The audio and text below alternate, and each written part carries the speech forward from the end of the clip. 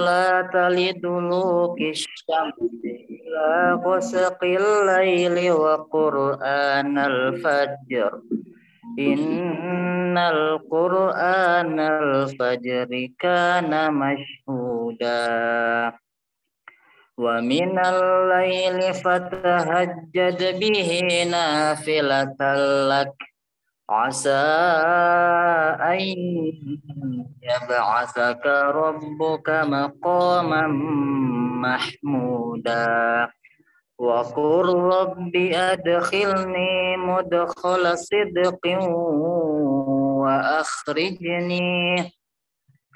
وأخرجني مخرج صدق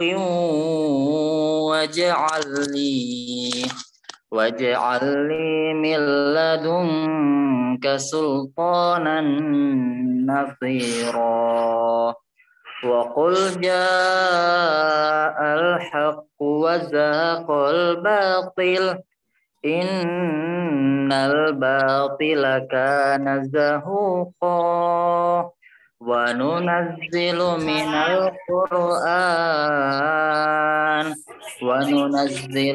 القرآن وشفاء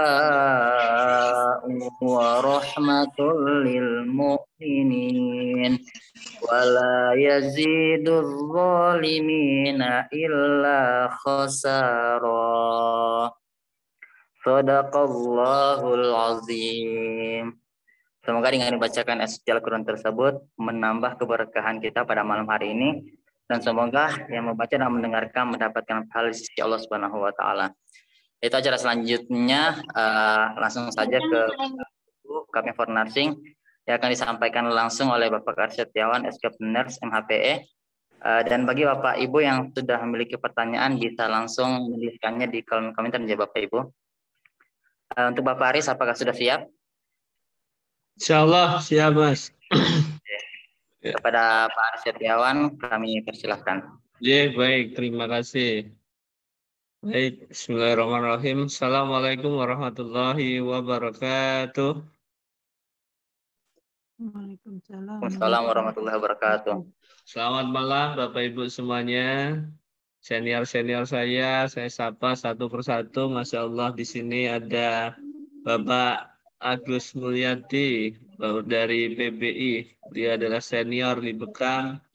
Selamat datang Pak Agus. Malam Pak. Masya Allah. Salam hormat Pak. Banyak sekali nih dari Bapak Ibu semuanya, teman-teman dan senior-senior di PBI yang saya hormati, dan Bapak Ibu sekalian yang kami banggakan selalu. Alhamdulillahirabbil alamin. Asyhadu an la ilaha illallah wa asyhadu anna Muhammadan abduhu wa rasuluh ya nabiyya ba'da. Allahumma shalli ala sayyidina Muhammad wa ala ali sayyidina Muhammad amma ba'du. Alhamdulillah, puji syukur pada Allah Subhanahu wa taala yang hingga hari ini masih memberikan kepada kita atas nikmat-nikmat terbaiknya. Puji syukur pada Allah Subhanahu wa taala yang karenanya lah hari ini jantung kita masih bisa berdetak tanpa harus kita perintahkan.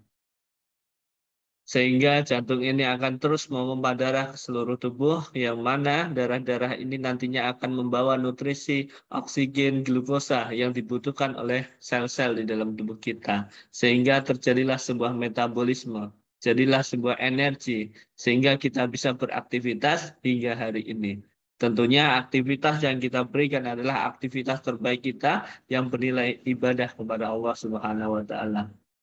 Puji syukur kepada Allah Subhanahu wa taala yang telah memberikan nikmat atas diri kita hingga hari ini, tak bosan-bosan memberikan nikmat. Mungkin bahkan sebagian dari kita mungkin diri saya pribadi yang tak pandai untuk bersyukur, namun Allah tetap memberikan nikmat terbaiknya kepada kita semuanya. Maka alangkah baiknya jika kita senantiasa bersyukur atas nikmat terbaik yang telah Allah berikan. Bapak Ibu sehat semuanya ya? Sehat, alhamdulillah sehat. Alhamdulillah. Helmi Bogor sejenuh hadir Pak. Amin. Semoga sehat senantiasa ya. Karena kita sebagai seorang terapis ataupun tenaga kesehatan, alangkah baiknya kita bisa memberikan contoh yang baik. yaitu bisa menjaga atas nikmat terbaik yang telah Allah berikan kepada kita, yaitu di antaranya adalah nikmat sehat. Baik Bapak Ibu semuanya, tidak perlu berpanjang lebar, ya. Saya mohon maaf, mohon izin kepada Bapak Ibu sekalian bahwasanya ternyata yang hadir adalah banyak sekali rekan-rekan sejawat saya, banyak senior dari senior di Bekam ya, terutama di PBI dan juga senior-senior profesi. Oke, mohon maaf, mohon izin jika ada salah kata nanti bukan bermaksud saya menggurui ya, kita diskusi bersama. Nanti sangat-sangat mohon saya untuk diberikan masukan dan juga jika ada kesalahan mohon sekiranya untuk ikhlas dalam memaafkan. Baik Bapak Ibu sekalian, mohon izin untuk share screen. Untuk pertama nanti kita akan diskusi, ya. Diskusi tentang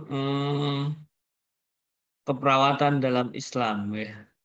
Nah, karena ini temanya cupping for nursing, ya, jadi mohon izin ini temanya kita bahas dulu. Yang pertama yaitu sejarah peradaban, kedokteran, dan keperawatan Islam.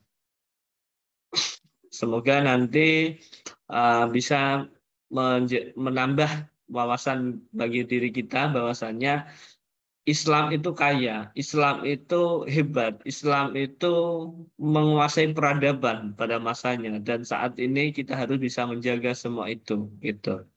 Bahwa Islam itu menjadi panutan, bahkan dalam hal kesehatan Islam itu Masya Allah luar biasa. Baik Bapak Ibu semuanya, mohon izin. Pertama kita akan diskusi tentang sejarah peradaban, kedokteran, dan keperawatan Islam.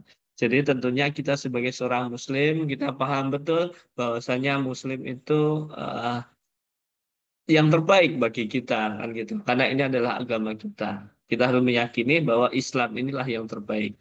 Nah, bagaimana bab dengan kesehatan? Jadi saya pernah Islam pun mengakui tentang kesehatan. Jadi dalam urusan kesehatan, Islam itu juga sangat-sangat memperhatikan.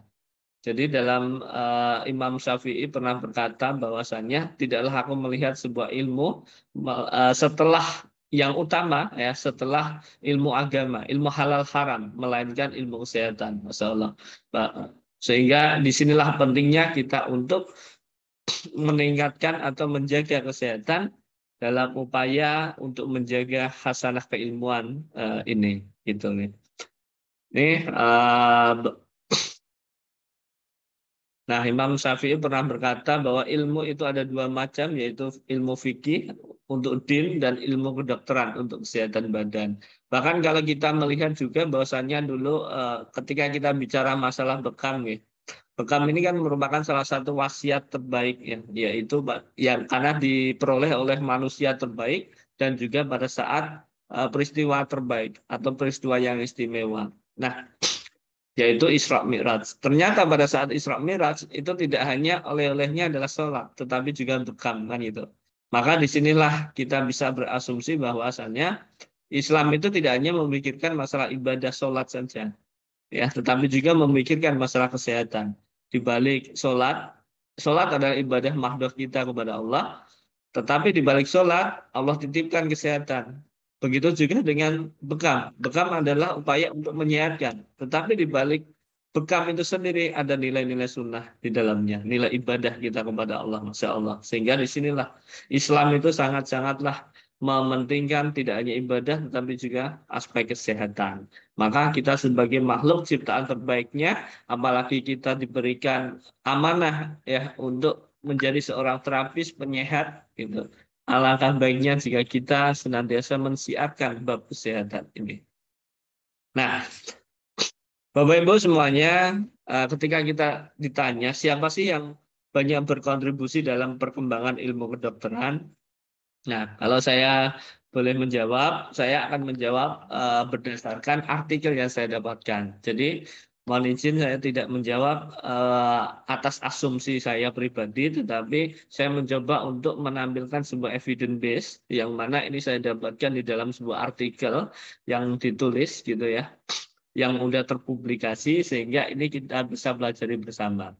Jadi kalau boleh saya sampaikan Bapak Ibu semuanya, Yang pertama, jadi ilmu kesehatan itu sebenarnya sudah ada sejak dulu. Karena dulu udah ada orang sakit. Bahkan sebelum Rasulullah lahir, itu pun sudah ada ilmu kedokteran. Karena sudah ada orang sakit. Karena sakit ini bagian dari sunatullah, gitu ya. Nah, pada saat pre-Islam, itu ada ilmu kedokteran yang sudah berkembang. Yaitu ada namanya dulu berdasarkan atas Ancient Arabic Medicine. Jadi kedokteran Arab kuno. Nah, jadi dulu itu ada dua. Kemudian yang kedua adalah Persia dan Mesopotamia. Jadi dulu pada saat orang kita bicara di Arab ya. Dulu di Arab itu orang-orang misal orang-orang Arab yang di daerah desa-desa itu dia berpedoman atau merujuk pada kedokteran Arab kuno. Tetapi orang-orang Arab yang udah mengarah ke kota, mereka berpedoman pada Persia dan Mesopotamia. Apa Mesopotamia dan Persia ini, yaitu pada saat zamannya ini zaman dikembangkan oleh Hippocrates, Aristoteles dan Galen ya. Jadi ini adalah perkembangan dari mereka. Jadi dua dasar kedokteran inilah yang menjadi awal kedokteran di masa pre-Islam. Nah, bahkan dulu ya, kalau kita kenal perawat pertama Islam ya, Qoibah Rufaidah yang kita kenal sebagai Rufaidah itu ya. Beliau juga ya hadir turut berkontribusi dalam pre-Islam. Nanti kita coba diskusikan. Pada saat pre-Islam ini, nah dasar keilmuan apa yang beliau bawa, yaitu dari ini Ancient Arabic Medicine dan juga Persia and Mesopotamia. Jadi dua hal ini yang dibawa. Bahkan dulu beliau juga pernah melakukan bekam, sudah mempraktekkan bekam. Nah, nanti bagaimana beliau dalam melakukan bekam, nanti kita coba ungkap bersama ya. Nah, ini masa pre-Islam. Masa pre-Islam ini dulu para tetua adat itu sudah melakukan ritual-ritualnya.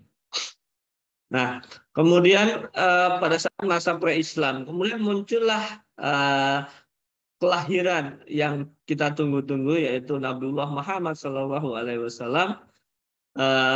Beliau ketika lahir kemudian diangkat menjadi nabi, jadilah kemudian ada perkembangan yaitu kedokteran namanya prophetic medicine, prophetic medicine ya, atau kedokteran nabi. Nah, kedokteran nabi ini berdasarkan atas dua hal Bapak Ibu, yaitu hadis dan Al-Qur'an. Ya, tadi dibacakan oleh Mas Ibrahim bahwa wa nunazzilu minal Qur'ani ma huwa shifa ya. Jadi Al-Qur'an ini sebagai syifa ya.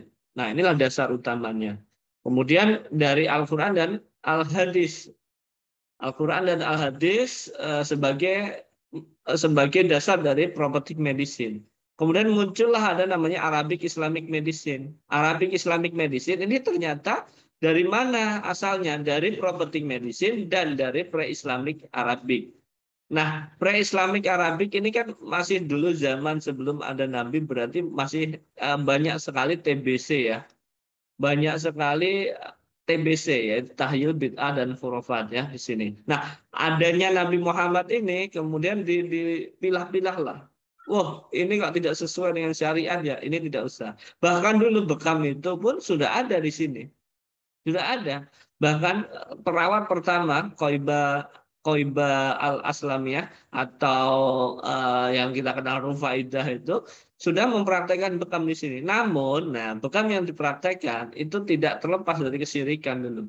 Karena dulu itu sangat-sangat orang jambi-jambi itu menjadi hal yang sangat sangat harus ada pada saat proses pengobatan gitu. Nah, disinilah pada saat ada Nabi Muhammad dihilangkan semua itu dan dipilah-pilah, jadilah muncul Arabic Islamic Medicine. Nah, ini sebenarnya sejarah ini yang paling mungkin yang lebih memahami adalah guru kita yaitu Pak Tri Hari ya, dari BBI kalau beliau ini. Nah, ini dari Arabic Islamic Medicine kemudian masuklah, nah ini muncullah baru yaitu Greco Arab and Islamic. Ya, ini itu dasar dari ini nanti akan menjadi dasar dari perkembangan kedokteran saat ini. Dari Greco Arab Islamic ini dia berasal dari ada inovasi ya dari Muslim scholar. Jadi zamannya Ibnu Sina, kemudian Ar-Razi itu turut berkontribusi dalam perkembangan kedokteran Islam. Nah, disinilah baru kemudian terpecah menjadi dua, bukan terpecah, dibagi menjadi dua. Ada Western medicine dan tradisional Arabic and Islamic. Western medicine adalah kedokteran Barat saat ini, gitu. Jadi kedokteran Barat saat ini itu ibunya atau bapaknya itu sama sebenarnya dengan tradisional Arabic and Islamic. Nah, di sini tradisional Arabic and Islamic inilah zamannya Ibnu Qayyim al-Jauziyah. Kemudian dari sinilah baru muncul yang dikenal dengan Atib Nabawi. Ya, ini tradisional Arabic Islamic itu ada tradisional herbal, ya, kemudian ada non herbal. Inilah yang dikenal. Kemudian muncullah istilah Atib Nabawi. Gitu singkat ceritanya. Kalau dari artikel yang saya baca seperti itu kurang lebihnya. Nah, kemudian ini kalau kita lihat juga di sini ada menyatakan bahwasanya sejarah kedokteran Islam, kita lihat bersama Bapak Ibu bahwa Islam itu sangat-sangat berkontribusi dalam perkembangan kesehatan, Masya Allah. Kedokteran itu Islam itu sangat-sangat berkembang dulu. Dulu memang zaman pertama adalah Hippocrates, Aristoteles, dan Galen. Tetapi ini hanya 3 masa, ya kan? Bahkan dulu siapa ini, si Galen itu kan zamannya Nabi Isa ya. Ini Hippocrates, Aristoteles, dan Galen. Ini 3 masa. Tapi setelah itu, siapa yang mengembangkan, berkontribusi? Umat Islam, Bapak Ibu. Yaitu di sini ada kemudian muncullah Nabi Muhammad Shallallahu Alaihi Wasallam. Nah, dikenal dengan prophetic medicine.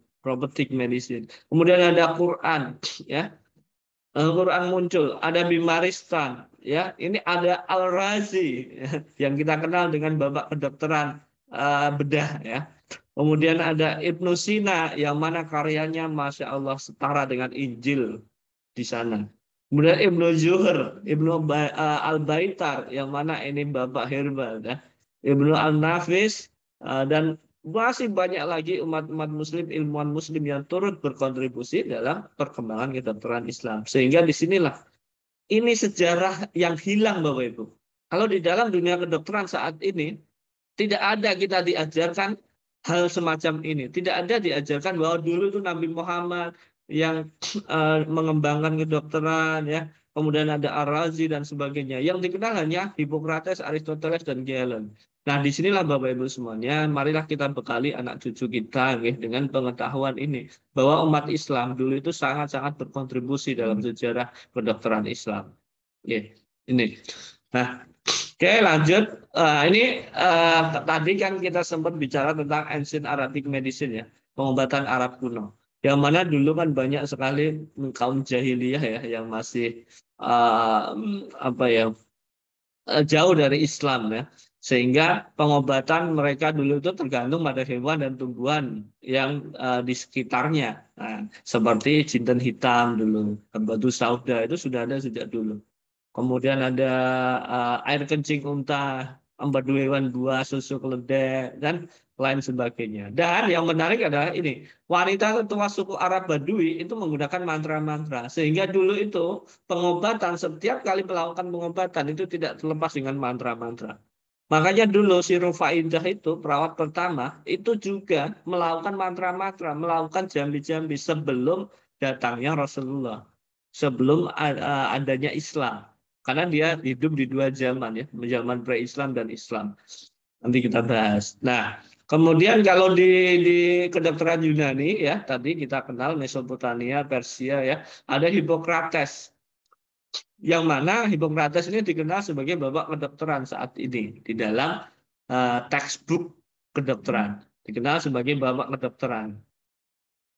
Nah, dokter Yunani yang dikenal sebagai bapak kedokteran dan dianggap sebagai dokter terhebat pada masanya. Memang beliau memang sangat banyak kontribusinya di dalam dunia kedokteran. Bahkan beliau mengatakan juga bahwasanya jadikanlah makananmu sebagai jadikan makananmu sebagai obat. Nah, ini sedikit tentang Hippocrates. Kemudian ada Galen. Ilmuwan kedua setelah Hippocrates adalah Galen. Galen dilahirkan di Pergamum, ya. Kini kemudian putra dari Nikon, maaf. Nah, Dia juga memiliki ketertarikan pertanian, arsitektur, dan berkonsentrasi pada kedokteran. Jadi Galen ini juga termasuk salah seorang ilmuwan yang luar biasa juga. Pada usia 20 tahun ia menjadi seorang tabib. Nah, ini 20 tahun sudah jadi tabib. Kalau sekarang kuliah kedokteran itu 20 tahun baru semester berapa itu? Semester 3 atau 4 ya. Jadi di sini dulu tuh banyak sekali kontribusi. Nah, kemudian ada dokter-dokter zaman Nabi. Dokter zaman Nabi yang pertama kita tahu ada namanya Al-Haris Ibnu Haladah. Meskipun masih banyak kontroversi ya. Beliau apakah sudah masuk Islam atau belum, yang penting kita wallahu alam ya. Nanti kalau ada yang lebih memahami tentang beliau bisa disampaikan gitu. Al Haris Ibnu Haladah ini adalah seorang dokter yang hidup di zaman Nabi. Nah, dia meninggal satu waktu bersama wafatnya Khalifah Abu Bakar. Kemudian kepakarannya ini sangat-sangat diakui oleh Rasulullah. Bahkan Rasulullah mengakui kepakaran dari Al Haris Ibnu Haladah. Kontribusi Al Haris Ibnu Haladah ini sangat-sangat banyak sekali. Dan gambarnya beliau masuk Islam ketika menjelang mau wafat. Ya. Kemudian Rasulullah pernah bersabda bahwasanya sesungguhnya engkau ini ceritanya pada saat Rasulullah menjumpai sahabatnya yang terkena sakit. Kemudian Rasulullah bersabda, sesungguhnya engkau ialah laki-laki yang terkena penyakit jantung. Kemudian datanglah kepada Haris Ibnu Haladah, ia orang yang ahli kedokteran. Jadi Rasulullah merekomendasikan untuk berobat kepada si Haris Ibnu Haladah ini. Gitu. Ini kehebatan dari Haris Ibnu Haladah yang kepakarannya diakui oleh Rasulullah. Kemudian ada juga dokter zaman Nabi, yaitu kita kenal Sa'ad al-Aslami, ya, yaitu dari kaum Aslam, yang mana saat ini menjadi salah satu tabib yang terkenal di kaumnya. Bahkan dia dijadikan rujukan sebagai bapak kedokteran, tetua adat lah untuk sebagai rujukan dalam pengobatan. Nah, Sa'ad al-Aslami ini merupakan dokter juga yang hidup dua masa di zaman Rasulullah dan zaman sebelum Rasulullah. Sa'ad al-Aslamiyah inilah yang turut berkontribusi dalam dunia kedokteran juga. Bahkan anak dari Sa'ad al-Aslamiyah inilah yang sekarang ini kita kenal dengan sebutan Rufaidah. Jadi Sa'ad al-Aslamiyah ini memiliki anak yang namanya Qoibah binti Sa'ad al-Aslami. Nah, Qoibah ini kemudian dikenallah ia sebagai Rufaidah, sebagai perawat pertama dalam Islam. Nah, ini menarik ini ceritanya sebenarnya. Nah, kemudian ada lagi Muslim scholar ya, ada namanya Ibnu Sina. Kita tidak asing lagi dengan beliau, masya Allah yang ilmunya luar biasa sekali. Bahkan karyanya masih ada hingga saat ini. Kemudian ada lagi Ibnu Rushd ya, ada yang lahir di Cordova atau Spanyol. Ini ilmuwan yang terkenal di zaman Spanyol yang dikuasai Islam ya. Kemudian ternyata waktu kecilnya dihabiskan untuk belajar berbagai disiplin ilmu. Al-Quran, tafsir, hadis, dan fikih. Inilah kehebatan orang-orang dulu Bapak Ibu semua. Kalau sekarang kita dipeta-petakan, mohon maaf. Dokter yang belajar ilmu kedokteran saja, ustadz yang belajar ilmu itu aja agama saja. Tapi orang zaman dulu, ilmu zaman dulu, masya Allah menguasai semuanya. Ya, makanya sekarang ini kedokteran zaman dulu Atib Nabawi ini sulit untuk diungkap karena sebagian orang yang paham tentang kedokteran, seperti dokter, tenaga kesehatan dan lain-lain tidak menguasai kitab gitu. Nah, maka disinilah perlu kita bangkitkan bersama. Kemudian ada ilmu Ibnu Al-Nafis ya, ilmuwan yang terkenal juga, dan ada Zabir Ibnu Hayyan juga. Ini Al-Zahrawi yang dikenal dengan bapak kedokteran bedah yang menciptakan alat-alat bedah, kemudian kurikulumnya sampai saat ini masih dipakai. Keren. Kemudian muncullah Ibnu Qayyim Al-Jauziyah. Nah, beliau ini muncullah kemudian ada istilah Atib Nabawi ya. Kemudian muncullah buku At-Tibbun Nabawi yang dikembangkan oleh Ibnu Qayyim Al-Jauziyah, yang bukunya karyanya masih kita gunakan hingga saat ini dalam sebagai rujukan kita dalam pengembangan ilmu kedokteran. Nah, bahkan satu pernyataan yang sangat-sangat menarik dari Ibnu Qayyim Al-Jauziyah itu adalah, bahkan dia berkata, bahkan perbandingan pengobatan para dokter dengan pengobatan nabawi adalah seperti perbandingan antara metode pengobatan yang dilakukan orang awam dengan metode pengobatan para dokter. Hal ini telah diakui oleh pakar-pakar dan tokoh-tokoh kedokteran. Masya Allah. Kemudian memperbaiki kondisi jasmani tanpa memperbaiki hati tidak ada gunanya sama sekali. Oh, ini pernyataan yang sangat-sangat sangat-sangat luar biasa menyenangkan ya. Karena selama ini mungkin kita hanya fokus pada aspek fisik saja tanpa memperhatikan aspek ruhiyah atau kolbu kita, hati dari pasien. Maka itu salah bagi menurut Ibnu Qayyim. Karena beliau berkata memperbaiki kondisi jasmani tanpa memperbaiki hati tidak ada gunanya sama sekali. Ini sangat-sangat perlu kita perhatikan. Nah, kemudian bagaimana dengan perkembangan ilmu keperawatan? Kalau tadi kedokteran, kita masuk ke keperawatan, bagaimana perkembangannya?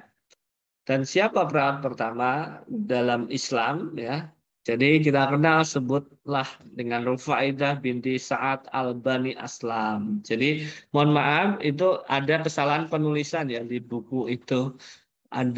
Saya menulis ada kesalahan typo ya. Rufaidah di buku dikatakan Rufaidah binti Said ya al Alams ya. Mohon maaf itu salah penulisan. Tapi yang lainnya benar. Jadi yang benar adalah Rufaidah binti Sa'ad al-Bani Aslam. Typo penulisannya.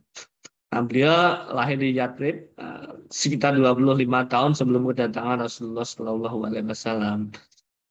Ia adalah anak dari seorang dokter terkemuka di zamannya, yaitu Sa'ad al-Aslami. Pendidikan keperawatannya ia diterima sejak kecil dari ayahnya. Jadi dia itu hobi membantu ayahnya, Sa'ad bin Aslam tadi, Sa'ad al-Aslamiyah tadi, membantu ayahnya dalam mengobati pasien. Nah, ia banyak sekali membantu berkontribusi dalam pengobatan sehingga dia sudah terbiasa nih dalam pengobatan. Memang dulu itu nggak ada yang membedakan. Kita nggak ada yang spesifik membedakan mana dokter mana perawat kan gitu. Sama semuanya yang mengobati ya disebut dengan tabib. Nah, namun dari tugas-tugas yang Rufaidah lakukan itu lebih cocok untuk disebut sebagai seorang perawat ya. Perawat. Kalau sekarang disebut dengan nurse. Nah, Rufaidah ini menarik. Beliau adalah wanita yang hidup di dua masa, yaitu zaman Nabi Muhammad, zaman pra-Islam dan pada saat zaman Islam. Beliau hidup di Madinah dan pada saat sebelum Islam masuk ke Madinah, beliau sudah berkontribusi dalam dunia kedokteran, namun masih menggunakan praktek-praktek yang didukung oleh kesyirikan. Nah, pada saat Islam masuk ke Madinah, ya, beliau menjadi salah satu orang yang menjadi mu'alaf. Dan beliau menariknya dapat menggabungkan nih keilmuan dalam bidangnya keperawatan dengan ajaran Islam, Masya Allah. Jadi beliau adalah orang pertama yang mengintegrasikan dunia kedokteran, keperawatan, ya, keperawatan saat itu dengan ajaran Islam. Mas loh, ini keren, menarik ini. Jadi dulu itu beliau ketika mengobati sebelum Islam masuk menggunakan jambi-jambi, selalu menggunakan jambi-jambi ya. Tapi pada saat Islam masuk, beliau diajarkan ya dengan doa-doa, jambi-jambinya diganti dengan doa-doa. Masya Allah, Allahumma rabbana siyazil ba'sa. Oh, pasien diajak untuk berdoa, yuk berdoa. Dan pada saat itu banyak sekali orang-orang yang masuk Islam karena Rufaidah ini. Jadi ini adalah kontribusi yang nyata bagi dakwah. Jadi profesinya sebagai jalan dakwah. Salah. Semoga kita bisa melanjutkan perjuangannya nantinya.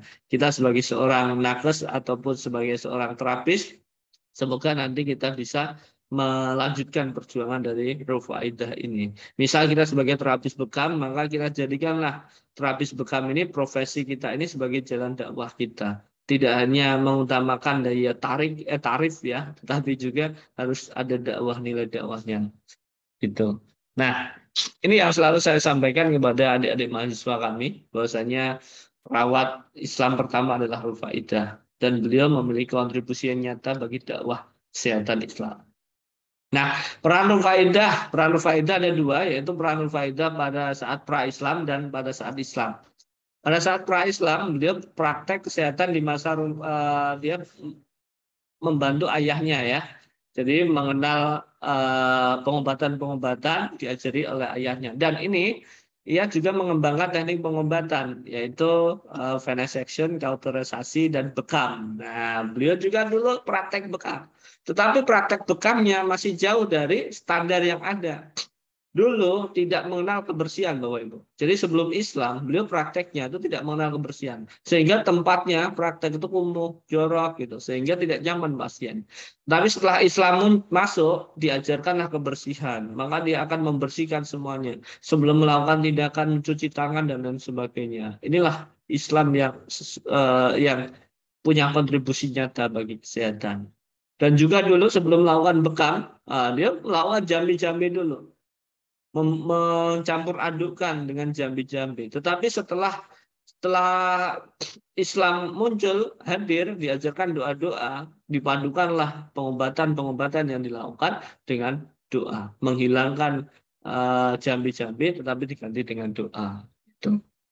Nah, ini kemudian peran Rufaidah masa Islam. Jadi pada saat masa Islam itu perannya ada 3. Sebelum peperangan, saat peperangan, ya, kemudian pasca peperangan. Sebelum peperangan, jadi dulu kan Islam sering perang ya. Pada saat sebelum peperangan, dia mengubah metode pengobatannya tadi. Yang dulu awalnya dengan apa namanya? Yang dulu dengan kesyirikan ya, jambi-jambi dan lain-lain, dan tidak memperhatikan kebersihan. Tetapi setelah Islam masuk mengajarkan kebersihan dan mengajarkan doa-doa, ia mengganti semua itu. Mengganti dengan doa-doa dan membersihkan tempat praktek dan membersihkan dirinya sehingga pasien nyaman. Kemudian menjadikan profesi perawat sebagai media dakwah agama Islam. Jadi selain mengobati, dia juga mendakwahkan Islam. Ini loh Islam sebenarnya. Sehingga banyaklah orang-orang yang masuk Islam. Ya, kemudian mendirikan sekolah keperawatan pertama di dunia Islam, namun secara non formal ya, itu melatih para remaja-remaja untuk belajar mengobati sehingga dia akan memiliki keterampilan yang baik dan memiliki komunitas di bawah Rufaidah banyak sekali sehingga dia akan berkontribusi pada saat masa perang. Nah, ini pada saat peperangan. Pada saat peperangan ini menarik, Bapak Ibu. Pada saat peperangan beliau meminta izin kepada Nabi Muhammad SAW. Dia berkata, ya Nabi, izinkanlah kami untuk ikut berjihad, ikut bersamamu berjihad. Apa kata Nabi? Engkau adalah wanita, bagaimana engkau bisa berjihad? Ikut perang bagaimana? Kemudian ia berkata, kami akan membantu untuk merawat, mengobati mujahid-mujahid yang terluka di medan perang. Kami akan mendirikan tenda besar ya di depan Masjid Nabawi untuk merawat mujahid-mujahid yang terluka. Masya Allah. Apa kata Rasulullah? Oke, silahkan kamu ajak dan dirikanlah tenda itu di depan Masjid Nabawi. Nah, saking senang, saking dihargai, saking berkontribusinya Rufaidah pada saat peperangan itu, Rasulullah memberikan sebuah penghargaan, Bapak Ibu. Penghargaannya berupa kalung yang indah diberikan kepada Rufaidah. Dan bahkan Rufaidah tidak mau melepas kalung itu saking cintanya. Bahkan sampai meninggal pun dipakaikan. Ya. Nah, kemudian setelah menariknya ini lagi, Bapak Ibu. Menariknya pada saat setelah perang, itu kan ada pembagian ghanimah. Nah, semuanya mujahid dan juga Rufaidah perawat-perawat ini dapat bagian yang sama. Inilah saking berharganya profesi perawat saat itu. Namun saat ini profesi perawat entah di mana. Jadi kalau kita melihat masa dulu itu sangat-sangat dihargai profesi perawat. Kalau saat ini ya harusnya paling tidak gajinya setara lah ya. Namun ya itulah, nggak usah dibahas lebih dalam. Jadi itu Bapak Ibu, Kemudian beliau perannya sangat-sangat diakui oleh Rasulullah juga. Bahkan pada saat ada sahabat Rasulullah yang ketika perang itu kena anak panah ya, namanya Sa'ad bin Mu'adz ya. Kemudian diperintahkanlah untuk masuk ke tenda Rufaidah. Nah, ini rawatlah Sa'ad bin Mu'adz di tenda milik Rufaidah agar aku dapat mengunjunginya dari dekat. Jadi sangat-sangat diakui kehebatan Rufaidah. Nah, ini merawat dan memberikan pelayanan terbaik ya, terlibat dalam aktivitas sosial dan masyarakat. Ini masa setelah perang. Jadi dia setelah perang juga terlibat dalam perawatan bagi lansia, anak-anak, dan juga membuat panti ya. Ini menarik. Hingga saat ini rumah sakit lapangan itu sudah masih dipakai ya. Dulu ada yang mengembangkan adalah Rufaidah. Ada mendirikan tenda di depan Masjid Nabawi. Sekarang masa COVID kemarin itu muncullah lagi rumah sakit lapangan ya kan. Jadi terulang ya. Nah, ini kontribusi Rufaidah banyak sekali ya. Ada rumah sakit lapangan, kemudian sekolah perawat, ya, kemudian kode etik keperawatan. Ini juga sebenarnya Rufaidah yang mengembangkan. Namun karena itu tidak tercatat, ya. Kemudian perawatan rohani Islam. Jadi dulu itu sudah ada perawatan rohani atau religiusitas,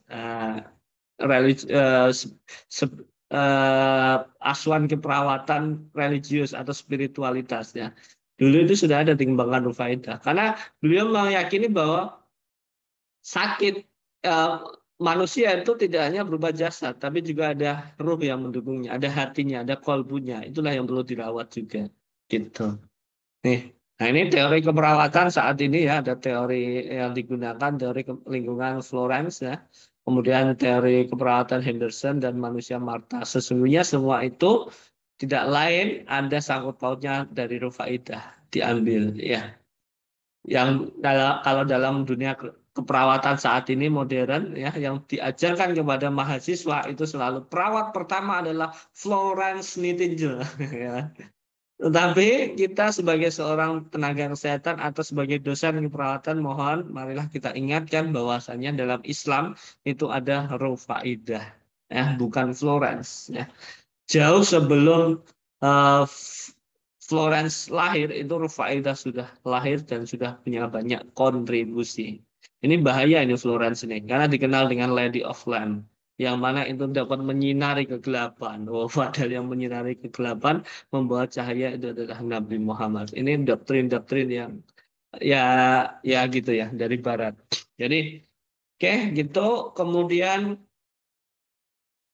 nah, ini untuk apa namanya atribut perawat Muslim itu seperti apa sih? Memiliki hati yang suci. Karena perawat itu Bapak Ibu semuanya. Jadi kita sebagai tenaga kesehatan atau sebagai terapis, tugas kita itu sangat-sangat mulia. Kenapa? Karena kita harus merawat atau membersamai orang-orang yang dicintai Allah. Orang sakit itu kan dekat dengan Allah. Maka ketika kita perlakukan mereka dengan baik, ya, maka Allah akan membalaslah kebaikan itu. Allah akan melihat ya hal jayaul isani ilal isan ya. Kebaikan akan dibalas dengan kebaikan. Jika Allah melihat kita memperlakukan pasien dengan baik ya, sebagai terapis juga memperlakukan dengan baik oleh pasiennya, Allah akan melihatnya, insya Allah akan dibalaslah kebaikan yang kita lakukan selama ini. Mungkin aktivitas kita dimudahkan Allah saat ini, mungkin ya karena itu kebaikan yang kita berikan kepada pasien-pasien kita. Kemudian harus murah hati juga ya, murah hati, jangan memberikan ya kesulitan bagi orang yang ingin berobat kepada kita. Memiliki kebajikan, yang bertanggung jawab dan berkomitmen. Baik, demikian itu Bapak Ibu materi pertama ya. Apakah sudah ada diskusi? Atau kita lanjut dulu? Mungkin lanjut dulu Pak, pertanyaan saat ini baru ada satu. Oh ya baik, kita lanjut dulu ya. Saya coba share screen lagi.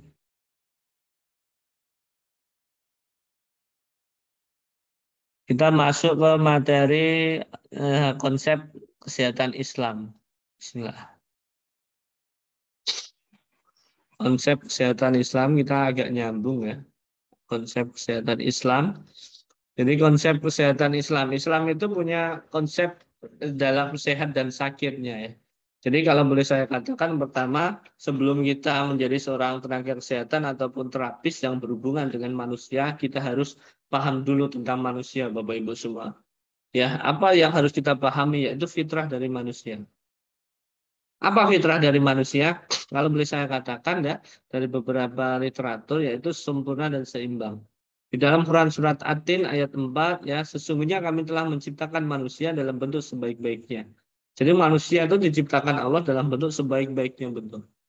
Kemudian juga seimbang di dalam Quran surat Al-Infitar ayat 7 yang telah menciptakan kamu lalu menyempurnakan kejadianmu dan menjadikan susunan tubuhmu seimbang. Jadi sempurna dan seimbang. Inilah fitrah dari manusia. Kita sebagai tenaga kesehatan atau sebagai terapis harus mampu mengembalikan fitrah dari manusia, yaitu sempurna dan seimbang ini. Gitu. Nah, sempurna. Kita lihat ada penciptaan manusia. Mulai dari penciptaan manusia diciptakan dari jasad ya. Dalam Quran surat Al-Mu'minun ayat 12 yang menciptakan sesungguhnya kami telah menciptakan dari saripati tanah. Kemudian disimpan menjadi air mani dan disimpan di tempat yang kokoh ya. Jadilah kemudian tulang belulang, bungkus daging ya. Dan kemudian pada saat usia 120 hari Allah tiupkanlah ruh. Nah, maka Allah tiupkanlah ruh pada saat usia 120 hari ini. Ya, dia menyempurnakan dan meniupkanlah ruh di dalamnya.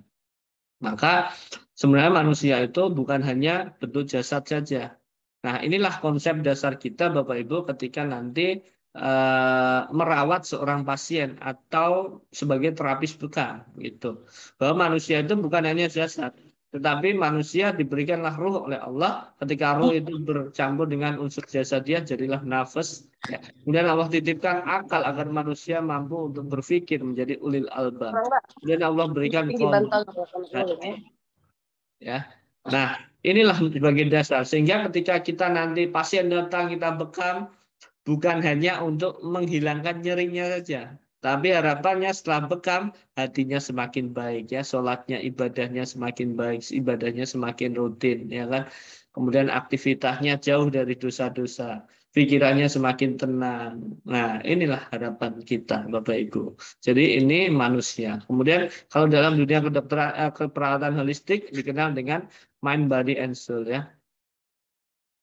Ada mind body and soul. Kemudian kalau dijabarkan lagi ada bio, psiko, sosio, culture, sosial, bio, psiko, kognitif, sosial, culture, spiritual. BPKSKS. Nah, dari sekian banyak ini Bapak Ibu, ketika di keperawatan aspek yang paling saling jarang dilakukan yaitu tentang spiritual. Pernahkah Bapak Ibu menjumpai misal di rumah sakit perawat bertanya kepada pasiennya, Bu, udah waktunya sholat, Ibu sudah sholat? Jarang sekali Bapak Ibu. Ini sangat-sangat memprihatinkan gitu ya. Apalagi rumah sakit non-Islam ya. Rumah sakit negeri itu jarang sekali itu dilakukan. Gitu. Padahal spiritual ini, sholat adalah kebutuhan dasar dari pasien itu. Karena berhubungan dengan hatinya. Ingatlah, ketika hati itu baik, baik seluruh tubuh. Jika rusak, rusak seluruh tubuh. Gitu ya. Nah, kemudian sempurna ada juga seimbang. Ada keseimbangan yang Allah titipkan di dalam manusia ini. Ada setiap hari ada sel ya di dalam tubuh kita itu ada sel. Sel itu ada sel yang mati dan sel yang hidup. Ada namanya apoptosis, ada juga namanya proliferasi. Apoptosis adalah kematian sel yang terprogram, proliferasi adalah munculnya sel baru. Kalau seimbang itu bagus. Tapi ada kalanya tidak seimbang. Ya, kadang sel mati lebih banyak daripada sel yang hidup. Kadang sel yang hidup lebih banyak, yang mati cuma sedikit. Ada yang udah tua-tua nggak mau mati sehingga yang muda nggak mau tumbuh. Katanya senioritas. Sehingga disinilah muncullah masalah-masalah kesehatan karena ketidakmampuan sel dalam melakukan tugasnya. Nah, ini dikenal dengan penyakit degeneratif yang saat ini menjadi peringkat pertama dalam penyebab kematian. Maka disinilah peran bekam nanti untuk apa? Ketika ada sel yang sudah tua nggak mau mati dia, distimulus dengan bekam, disedot dengan bekam, kemudian dia akan muncullah keluar ketika ditusuk, keluarlah dia sel yang mati itu. Karena sel itu bekam itu merangsang menstimulus terjadinya apoptosis. Apa itu apoptosis? Kematian sel terprogram. Jadi sel-sel yang sudah tua nggak mau berfungsi, bekam mati dia. Digantikanlah dengan yang baru. Nah, inilah fungsi bekam nanti Bapak Ibu. Makanya disinilah bekam nanti ada dia sebagai regenerasi sel ya. Jadi nanti dia sebagai bisa untuk mempercantik ya. Bekam kecantikan itu juga bisa. Nah, ini kemudian ini sebenarnya ketika ada ketidakseimbangan sel itu sebenarnya masalahnya cuma satu sebenarnya. Kita tidak menjalani hadis ini. Sesungguhnya tubuhmu punya hak atas dirimu. Jadi tubuh itu punya hak atas diri kita. Hak untuk apa? Istirahat, hak untuk makan, ya kan? Itu kita penuhi, insya Allah sehat. Nah, haknya apa aja ini? Kalau di dalam dunia kedokteran fungsional itu dikenal dengan the root disease. Manusia itu seperti pohon, Bapak Ibu. Ada akar, ada batang, ada daun, ada buah. Ketika akarnya bagus, daunnya batangnya akan kuat. Kemudian daunnya juga akan lebat, buahnya akan banyak. Ketika akarnya tidak dirawat dengan baik, dijamin buahnya tidak akan baik, ya. Cepat rusak batangnya. Nah, inilah akar penyebab penyakit itu ini di manusia. Ada namanya sleep, tidurnya, bagaimana exercise-nya, nutrisinya, stresnya, relationnya, trauma, mikroorganismenya, environment pollution, atau polusinya bagaimana, sleep-nya, bagaimana tidurnya, apakah sudah tidur dengan baik atau tidak. Inilah Bapak Ibu nanti yang harus kita kaji pertama sebelum melakukan tindakan bekam. Pasien datang, tidak langsung kita suruh tiduran, kemudian kita suruh buka bajunya, kita sedot. Bukan. Tetapi kita kaji bagaimana tidurnya. Siapa tahu dia pasien datang hipertensi, tekanan darahnya tinggi. Ya kan? Setelah kita bekam, oh turun tensinya. Tetapi 2 hari kemudian naik lagi. Kenapa? Karena tidak ketemu masalahnya. Penyebabnya ternyata setiap malam dia begadang nih. Suka begadang dengan teman-temannya. Yo, sulit untuk turun gitu. Kita perbaiki penyebabnya kan gitu. Inilah Bapak Ibu akar dari penyebab permasalahan penyakit. Kemudian kita bisa menentukan bagaimana sih tidur yang baik itu, olahraga yang baik, nutrisi yang baik itu seperti apa. Allah sudah berikan petunjuknya Bapak Ibu melalui apa? Al-Quran dan As-Sunnah. Nah, ini Al-Quran dan As-Sunnah. Apa saja? Ini sedikit tadi ya, apa namanya? Tadi, nah ini tradisional Arabik Islamik yang kita kenal dengan At-Tib Nabawi. Tib Nabawi itu ada 2 sebenarnya, yaitu Tibul Wiqai dan Ilaji ya, preventive medicine dan kuratif medicine kalau saat ini. Karena Tib Nabawi tidak hanya fokus pada pengobatan, tapi lebih baik pencegahan. Apa pencegahannya? Ya, ikutilah apa-apa yang telah Rasulullah lakukan. Kalau kita ingin sehat, maka kita ikuti manusia yang sehat. Siapa sih role model manusia yang sehat yang hanya beberapa kali saja sakit? Yaitu Nabi Muhammad. Ya, Rasulullah yang hanya beberapa kali sakit. Bahkan Rasulullah pernah sakit, salah satunya adalah ketika diracun ya, diracun oleh wanita Yahudi, kemudian diracun. Kemudian apa yang dilakukan Rasulullah setelah diracun? Ini menarik. Ada yang tahu Bapak Ibu? Dibekam ya, beliau meminta untuk bekam. Insyaallah. Jadi bekam ini bisa juga untuk menghilangkan racun. Nah, kenapa Rasulullah sehat? Inilah yang dilakukan. Bagaimana sholatnya, pola makan, olahraga, tidur, dan lain-lainnya ya. Kita bahas satu persatu bab makanan. Apa yang dilakukan Rasulullah saat makan? Jadi Rasulullah selalu menjaga makanannya dan lebih sering lapar daripada kenyang. Menjaga dan sering lapar. Apa yang dijaga? Makanan. Yaitu sesuai dengan Al-Quran surat Al-Baqarah ayat 168. Ya ayuhan nas kulu minma fil ardi halalan thayyiban. Halal, thayyib, dan alami. Itu kata kuncinya. Perlu alami juga. Kenapa? Karena alami inilah manusia kan diciptakan dari tanah ya tadi, saripati tanah. Maka makanannya pun harus ada yang berasal dari tanah. Karena dari tanah ini ternyata kaya akan asam amino sehingga mampu untuk membentuklah sebagai nutrisi kita dan untuk genetik kita bagus. Ya, ini kita singkat saja ya. Kemudian tidak hanya halal thayyib alami tapi juga Rasulullah menjaga makanannya. Maaf, lebih sering lapar daripada kenyang. Nah, karena Rasulullah mengikuti Quran surat Al-A'raf ayat 31, wa kulu wasrobu wa la tusrifu. Makan dan minumlah tapi jangan berlebih-lebihan. Ini penting. Ketika kita meskipun itu halal tapi juga jangan berlebih-lebihan. Nah, ketika yang berlebihan, ketika kita kenyang, ya ketika lapar, kalbu akan lembut, bersih. Tapi jika kenyang, jiwa akan puas minum dan kalbu akan menjadi buta. Padahal kalbu ini adalah pusat segalanya.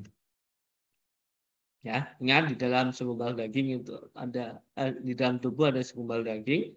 Jika itu baik seluruh tubuh. Jika rusak, rusaklah seluruh tubuh. Segumpal daging itu adalah kolbu, jantung, ya, itu hati kita. Kalau dalam anatomi jantung itu, jadi kita harus jaga itu. Nah, kemudian sholat kalau boleh saya katakan Bapak Ibu itu aktivitas terbaik. Kenapa? Karena dia melibatkan semua aspek dalam tubuh kita. Ada fisik kita ya, body kita, ada mind, ada pikiran kita, ada hati kita. Ketika kita sholat ada Allahu Akbar, ada gerakan, ya. Dan itu ternyata terbukti untuk kesehatan. Kemudian ada juga pikiran kita, mind kita. Kita ketika sholat membaca doa, kita akan menghafalkan, ya, berpikir. Kemudian hati kita dekat dengan Allah, meyakini Allah mencipta kita, kita dekat dengan Allah, kita tenang. Sehingga sholat ini menjadi aktivitas terbaik untuk mengembalikan keseimbangan dalam tubuh kita. Nih. Hati akan sejuk, ya, hormon endorfin meningkat, kortisol menurun, stres menurun ketika sholat. Dan tidur, bagaimana tidurnya? Nah, ini menarik. Tidurnya ya tidur ingat di malam hari kalau beraktivitas di siang hari, jangan kebalik ya. Dan hal yang menarik ketika tidur kita ikuti sunnah-sunnah Rasul, yaitu salah satunya adalah mematikan lampu. Karena penting Bapak Ibu. Karena di malam hari itu ada namanya hormon melatonin, ya. Melatonin ini sangat sensitif. Dia hanya akan muncul ketika malam hari dan ketika ada cahaya dia mengkeret malu untuk muncul. Padahal melatonin fungsinya sangat luar biasa. 1, regenerasi sel. 2, growth hormon. Kemudian 3, vasodilatasi pembuluh darah. Ya, makanya kalau tidur lampu tidak dimatikan itu kadang kurang nyenyak tidurnya. Nah, ini penting untuk dimatikan. Ini berhubungan dengan cahaya bulan, nanti bulan purnama juga ya. Nah, ini timbul ilazi ada terapi sunnah, Quran dan modalitas. Nah, ini yang akan kita bahas. Bekam merupakan salah satu pengobatan yang istimewa karena didapatkan oleh orang istimewa dan saat peristiwa istimewa, yaitu Isra Mi'raj. Bagaimana jika muslim sakit? Nah, maka kita harus tahu hakikat sehat dan sakit, Bapak Ibu. Ini kita sampaikan kepada pasien kita. Sehat dan sakit adalah refleksi dari keimanan. Ya, ketika iman kita baik, ya iman berhubungan dengan hati kita, keyakinan kita, hati kita baik. Ingat, hati baik maka baik seluruh tubuh. Sehat adalah sebuah nikmat dan amanah. Nikmat, sehat adalah nikmat terbaik setelah Islam. Dan amanah, ketika kita diberi sehat, maka kita harus melaksanakan amanah kita. Sebagai apa? Khalifah. Ya. Kemudian sebagai apa? Untuk ibadah. Salah satu ibadah adalah membantu orang lain. Ketika kita profesi kita sebagai terapis, bantulah orang lain.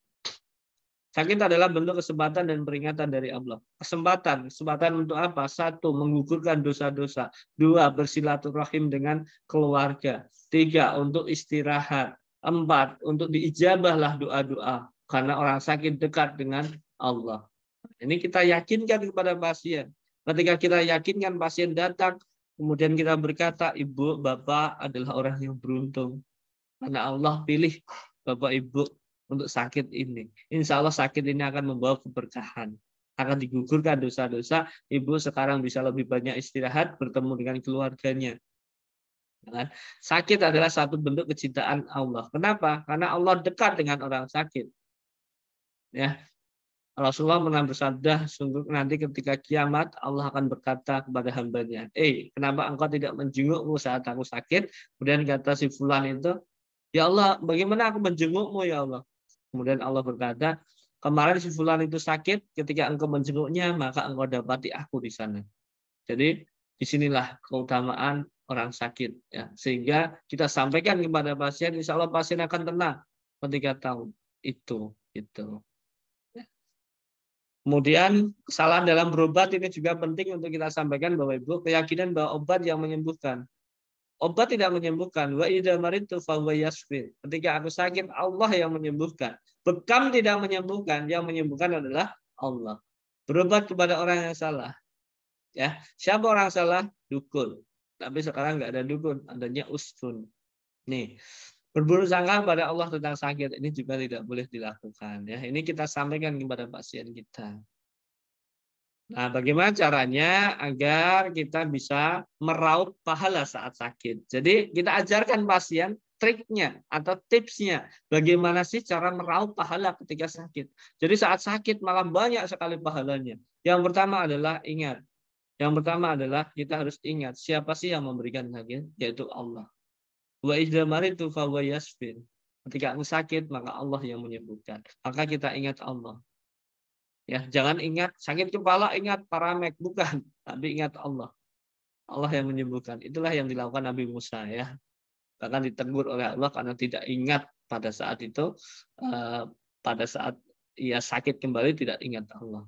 Setelah ingat Allah, apa yang dilakukan? Kita lakukan adalah muhasabah diri atau refleksi diri.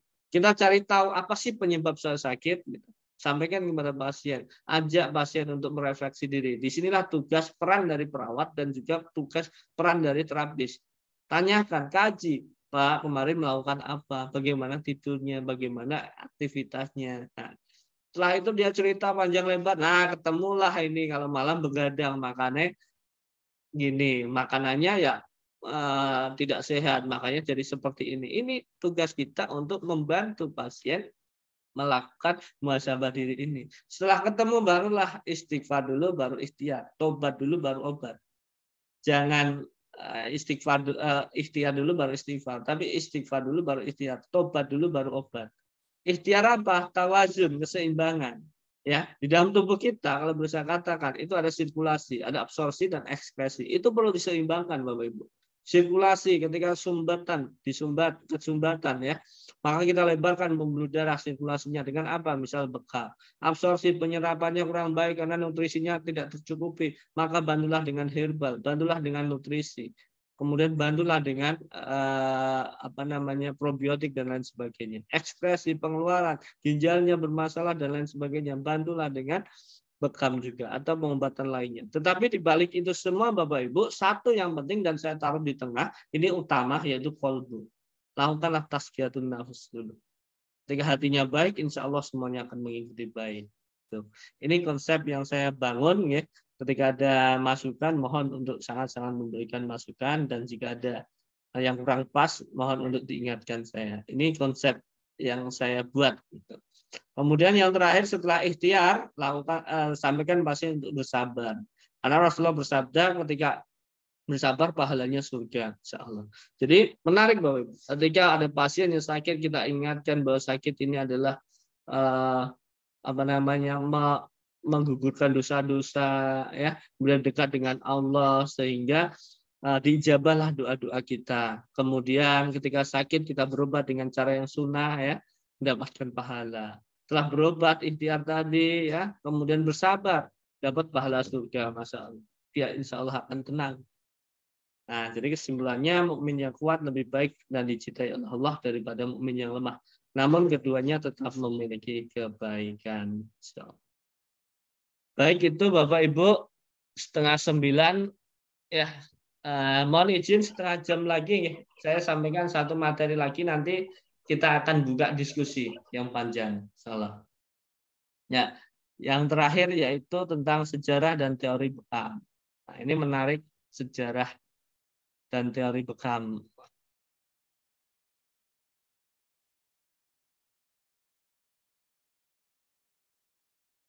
Nah, ternyata bekam ini kan tadi saya sampaikan di awal, bekam ternyata tidak dilakukan pada saat zaman Rasulullah saja ya, tapi sebelum zaman Rasulullah itu bekam sudah ada. Ya, dan itu juga sudah dipraktekkan oleh ibu perawatan pertama kita yaitu Rufaidah. Nah ini kalau bisa katakan bekam ini wasiat yang istimewa karena dibawa oleh manusia istimewa dan peristiwa istimewa yaitu Isra Mi'raj. Sejarah bekam ternyata sudah ada sejak zaman dahulu kala, Bapak Ibu. Nih lihat, dan dulu melakukannya dengan apa? Dengan tanduk dan dengan cara apa? Disedot. Oh ngeri dulu ya. Beda dengan zaman sekarang yang sudah mudah alatnya, banyak sekali alatnya. Nah ini banyak di Mesir kuno juga sudah ditemukan. Dulu Ratu Cleopatra itu cantik, mungkin karena sering bekam ya, karena bekam mampu meregenerasi sel sehingga awet muda, cantik dia. Maka ibu-ibu rajinlah berbekam, bekam wajah ya, nanti cantik. Di Cina juga sudah ada ya, dikenal dengan TCM, terkenalnya TCM tradisional Chinese medicine. Tapi metode bekam Cina beda dengan bekam Nabawi atau bekamnya Nabi ya, Tibun Nabawi ini gitu. Beda. Karena di Cina itu bekam basah yang disebut dengan bekam basah itu dia langsung ditusuk, barulah disedot. Nah, kalau kita kan ada metode cupping dulu, puncture cupping atau CPC. Kalau mereka PC ya. Nanti kita sampaikan di pertemuan selanjutnya insya Allah bagaimana mekanisme bekam ini. Nah, di Yunani ini bahkan Hippocrates dulu, ini gambarnya Bapak Ibu. Hippocrates dulu yang dikenal dengan bapak kedokteran modern, ini melakukan bekam juga. Ya. Jadi jangan malulah kita untuk melakukan bekam. Karena bapak kedokteran dulu itu melakukan bekam. Nah, ini saat Nabi Muhammad ada sehingga ini perbaiki lagi sehingga menjadi pengobatan yang syar'i. Nih, pengobatan bekam dulu dan sekarang. Bekam ini menurut Ibnu Qayyim al-Jauziyah, bekam adalah pengeluaran darah dari permukaan kulit perifer. Ya, jadi kalau saya katakan saya tekankan betul, bekam beda dengan fasdu. Bekam bukanlah fasdu ya. Sering diperdebatkan di luar sana itu ya. Bekam dan fasdu disamakan, bukan, beda. Kalau fasdu itu bukan darah perifer, langsung darah vena. Sama dengan donor darah gitu. Kalau bekam tidak. Nah, manfaatnya apa? Nanti kita lihat ya. Coba nanti kita lihat bagaimana bekam ini memiliki efek yang nyata bagi kesehatan tubuh. Nah, ini bekam mengembalikan keseimbangan tubuh. Nah, ini jenis-jenis bekam Bapak Ibu. Banyak sekali jenis bekam. Kalau dalam klasifikasi bekam di artikel yang saya temukan itu ini ada. Ada berdasarkan tekniknya ya. Teknik ada dry cupping, flash cupping, wet cupping, dan massage cupping. Ini sudah tahu semua ya, saya yakin. Bekam kering, basah, flash cupping, bekam luncur. Kemudian berdasarkan kekuatannya ada bekam kuat, sedang, ringan, sedang, dan kuat. Tapi saya sampaikan di sini Bapak Ibu, kalau membekam, tanyakan kepada pasien, karena kita mencari kenyamanan pasien. Gitu. Kalau pasiennya dirasa sudah, aduh Pak, kencengan, ya wes dikurangi. Jangan memaksakan. Kalau memaksakan pasien kesakitan, bukan endorfin yang keluar, tapi kortisol. Oh, malah pasien hipertensi, kita bekam kenceng banget, kortisol muncul, penyempitan pembuluh darah, selesai sudah, tekanan darah tambah naik. Nah, ini kita harus hati-hati. Maka carilah kenyamanan pasien dulu. Gitu. Kemudian metode suctionnya ada fire cupping, manual cupping, dan automatic. Sekarang kita pakai manual cupping. Terapi tambahan ada needle cupping, ya, laser, magnet, dan lain-lain. Dan kondisi area, ada cosmetic cupping, bekam wajah biasanya. Sport cupping, sekarang atlet banyak yang minta bekam. Karena terbuktilah bahwasannya bekam ini mampu untuk mengeluarkan asam laktat secara efektif Bapak Ibu. Sehingga bekam ketika atlet itu dibekam ya, nyerinya hilang, pegel-pegelnya hilang. Karena yang membuat pegel itu asam laktat. Sehingga terjadi metabolisme anaerob di sana. Ya. Jadi asam laktat yang meningkat itu metabolisme anaerob, jadilah nyeri dia. Nah, kemudian diatasi dengan apa? Bekam. Karena bekam mau mengeluarkan tadi asam laktat. Kemudian ada female dan male cupping. Nah, ini menarik Bapak Ibu. Kemarin sempat kita bahas ya, bekam untuk reproduksi, bekam untuk infertilitas. Bahwa memang terbukti Bapak Ibu di artikel yang saya baca temukan itu bekam ini untuk laki-laki memperbaiki kualitas sperma. Jadi kualitas sperma kebanyakan, mohon maaf, infertil pada laki-laki itu disebabkan karena tadi kualitas sperma yang kurangnya sperma, bentuknya yang udah rusak ya, morfologinya yang kurang bagus dan lain sebagainya. Nah, dengan bekam itu diperbaiki ternyata, memperbaiki kualitas dari sperma, bentuk sperma diperbaiki banyak sedikitnya dan juga meningkatkan vitalitas. Kalau untuk female cupping perempuan itu untuk memperbaiki hormonal itu sehingga merangsang terjadinya ovulasi. Nah, menarik. Nah, ini bentuk-bentuk cup, kemudian ada tekanan negatif. Nah, ini keutamaan bekam. Kalau boleh saya katakan, keutamaan bekam itu ada dua ya, secara ilahiyah dan ilmiah. Ilahiyah, kita meyakini betul bahwa ini adalah pengobatan Nabi dari langit. Ya, Rasulullah bersabda sesungguhnya pengobatan paling ideal yang kalian pergunakan adalah hijamah dan husnul bahri. Kita harus yakin itu. Itulah ilahiyah kita. Dan ilmiah, tidak hanya kita ada ilahiyah aja, tapi juga harus ilmiah saat ini Bapak Ibu.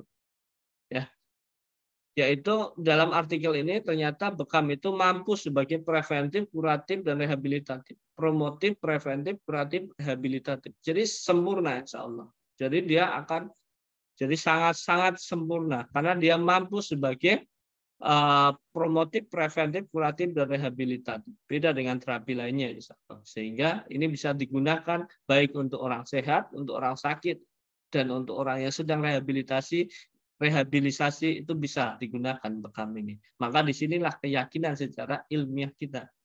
Dari segi ilahiyah kita yakin tentang hadisnya dan juga dari ilmiah kita yakin tentang riset-riset yang ada saat ini.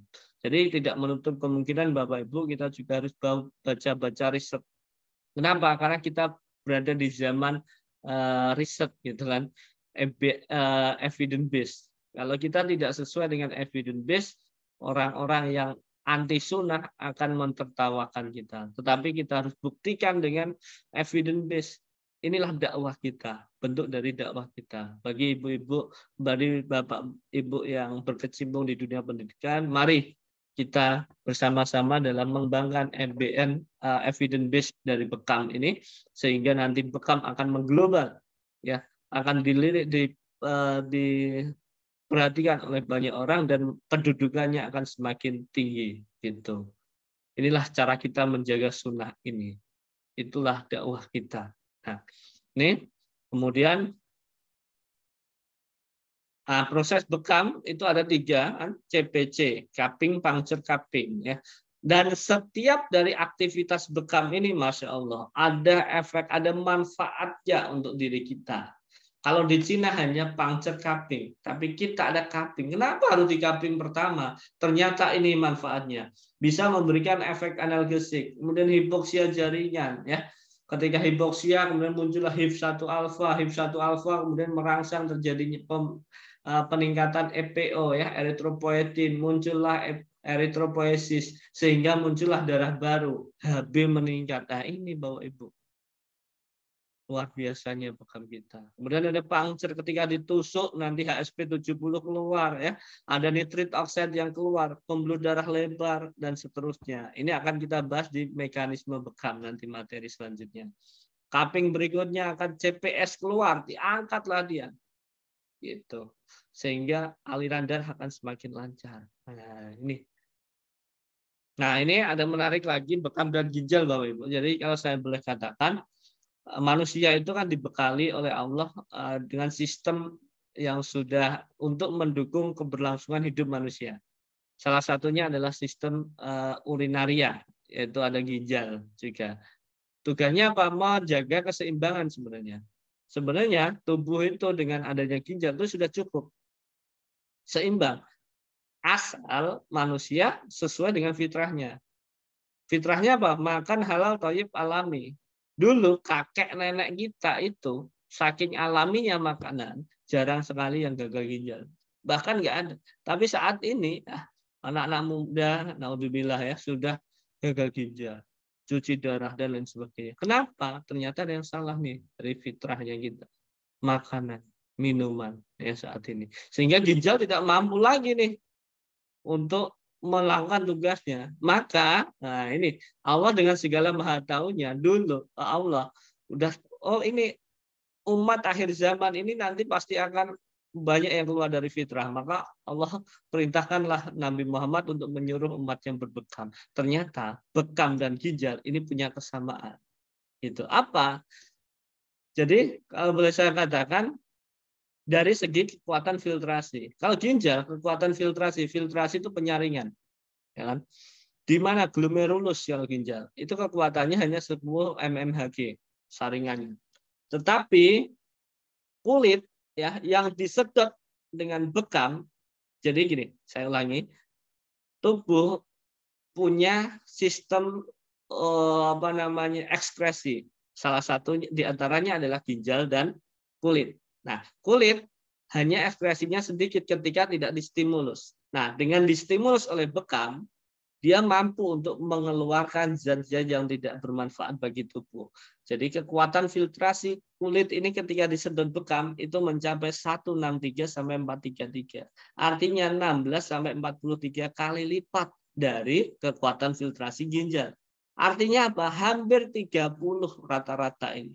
Sehingga cukuplah sebenarnya 1 bulan sekali bekam. Rasulullah bersabda, bekamlah di tanggal 17, 19, 21. Cukup ya untuk menggantikan kerja, bukan menggantikan, untuk membantu kinerja dari ginjal. Sehingga ketika kita rutin berbekam, pasien kita rutin berbekam, ginjalnya berkata, alhamdulillah, dibantu dia. Itu. Tapi yang tidak pernah berbekam, wah udah berat sekali ini. Maka inilah Bapak Ibu, hadis sebulan sekali, Masya Allah. Kemudian substansi yang diekspresikan, substansi itu zat yang dikeluarkan. Kalau ginjal itu hanya hidrofilik, yaitu zat yang larut air. Tidak bisa ginjal mengeluarkan kolesterol yang larut lemak. Tetapi bekam itu mampu mengeluarkan hidrofilik dan hidrofobik. Larut lemak dan larut air. Jadi larut air dan lemak itu keluar. Contoh lipoprotein ya, dan LDL itu keluar. CPS K41 pathological substance itu keluar semua. Jadi ini zat yang diekspresikan. Masya Allah. Ini bekam Bapak Ibu. Kemudian membersihkan darah dari limbah metabolik. Kalau ini ginjal. Tapi bekam itu membersihkan dari CPS. Causative pathological substance. Zat-zat penyebab penyakit. Jadi inilah yang harus dikeluarkan. Gitu. Nah ini bekam dan ginjal Bapak Ibu. Ya, makanya ada yang berkata bahwa bekam ini adalah ginjal plus karena tidak hanya membantu untuk membantu ginjal, tapi juga membantu untuk kesehatan tubuh manusia. Nah ini hukum mempelajari bekam, saya yakin sudah paham semua, yaitu hukumnya fardu kifayah. Kemudian bekam saat puasa ini juga saya yakin sudah paham betul bahwasanya orang yang membekam dan dibekam harus membatalkan puasa. Tetapi Rasulullah pun pernah melakukan bekam pada saat berpuasa dan beliau berihram dan beliau keadaan puasa. Jadi kesimpulannya Bapak Ibu, kalau boleh saya katakan, bekam ini bisa jadi boleh dilakukan saat puasa, bisa jadi tidak boleh dilakukan. Bisa dilakukan ketika pasien dalam keadaan yang baik, kondisi umumnya baik, dan membutuhkan untuk bekam. Ya, tidak boleh dilakukan ketika pasien dalam keadaan yang lemes. Pada saat puasa lemes, nggak sahur 3 hari. Dibekam selesai sudah. Maka disinilah pentingnya untuk pengkajian. Kemarin juga dari PBU sudah memberikan reviewnya terkait tentang bekam ini ya pada saat puasa. Nah, kemudian upah bekam. Nah, ini juga saya yakin sudah sepakat semua ya. Saya yakin para terapis bekam pun sepakat hal ini ya. Bahwasanya sebenarnya ada yang mengharamkan, ada juga yang membolehkan. Kalau saya pribadi, karena sebagai tenaga kesehatan yang mana akan menganggap bekam ini di layanan kesehatan nantinya, maka kita harus memberikan tarif yang profesional gitu. Jadi tidak ada kata seikhlasnya lagi. Itu akan membuat orang bingung. Kalau nanti masuk BPJS nggak bisa BPJS seikhlasnya, harus ada tarifnya ya. Namun tarif yang perlu kita pahami bahwa mengutamakan daya tarik bukan daya tarif itu aja. Nah, waktu bekam tanggal 17, 19 dan 21. Nih, kenapa di tanggal sekian? Karena ini saya menemukan yang menarik. Kemarin dibahas oleh Pak Tri ya, di tulisan beliau, dan itu menarik ya. Dan saya menemukan hal yang menarik juga. Sebenarnya sudah lama ini saya bahas juga. Kenapa sih bekam di tanggal 17, 19, 21? Jadi saya menemukan sebuah riset. Bekam dilakukan di tanggal dibandingkan antara bekam awal bulan dan bekam pertengahan sampai akhir bulan. Efektif mana? Ternyata efektif di tadi pertengahan dan akhir bulan. Kenapa hal itu terjadi? Karena berhubungan dengan fase bulan, Bapak Ibu. Fase bulan itu ada sabit ya, kemudian ada apa lagi itu ya sampai ada purnama. Ketika purnama itu kan tepat tanggal 15 dan tanggal 17, 19, 21 itu masih rentang purnama. Ya, setelah purnama. Nah, apa yang terjadi pada saat bulan purnama? Ternyata gravitasi itu meningkat. Kemudian ada medan magnet juga meningkat. Dan yang menarik adalah apa? Bulan, cahaya bulan. Ternyata gini, banyak artikel yang saya baca ternyata Bapak Ibu, kematian mendadak itu sering terjadi di pertengahan bulan, di bulan purnama. Kemudian kejadian abortus atau keguguran itu purnama. Kejadian stroke dadakan di bulan purnama. Kemudian kejadian migrain. Nah, ini tentang migrain. Itu di bulan purnama. Migrain, orang yang punya riwayat migrain, ketika setelah bulan purnama, dia akan mudah kambuh. Karena ini. Kemudian nyeri head, itu akan sangat nyeri ketika terjadi di bulan purnama. Kenapa yang terjadi demikian? Kenapa kok bisa terjadi gitu? Ternyata, Bapak Ibu, pada saat bulan purnama, cahaya bulan itu akan mempengaruhi yang tadi namanya di awal saya sampaikan ada namanya hormon melatonin. Melatonin ini adalah hormon yang sensitif. Dia tidak akan muncul ketika ada cahaya. Nah, bisa jadi pada saat itu melatonin menurun memang pada saat bulan purnama. Melatonin menurun, terjadi penyempitan pembuluh darah. Orang yang hipertensi akan menyempit pembuluh darahnya sehingga terjadilah stroke misalnya, ya, naudzubillah. Maka disinilah ada yang mengatakan bekamlah di pertengahan bulan, jangan sampai darahmu mengalahkanmu ya, karena darah bergejolak saat itu, kanan darahnya itu meningkat, gitu. Itu pada saat bulan purnama. Nah, ini artikel yang saya kemudian kami tertarik untuk meneliti ini, meneliti tentang membandingkan bekam di tanggal sunnah dan tidak sunnah itu efektif mana sih? Nah, saat ini yang baru terpublikasi adalah kami melihat dari sisi vital sign. Itu tanda-tanda vital, ada nadinya, respirasinya, tekanan darahnya gitu ya. Itu yang kami lihat. Ternyata berbeda, lebih efektif meskipun perbedaannya tidak signifikan. Karena pada saat itu yang kami ukur adalah orang sehat. Itu kelemahan penelitian saya. Kemudian yang untuk HB, untuk kolesterol itu sekarang baru tahap baru kita tulis dan akan kita publikasikan juga. Perbandingan juga bekam di tanggal sunnah dan tidak sunnah itu. Ini menariknya bekam sunnah, tanggal sunnah dan tidak. Tetapi kalau boleh saya katakan adalah Bapak Ibu jangan hanya menyampaikan kepada pasiennya nanti untuk bekam di tanggal sunnah. Nanti tanggal-tanggal nggak sunnah sepi klinik kita ya. Sebenarnya bekam itu kalau boleh saya katakan saat terbaik berbekam adalah saat tubuhmu membutuhkan.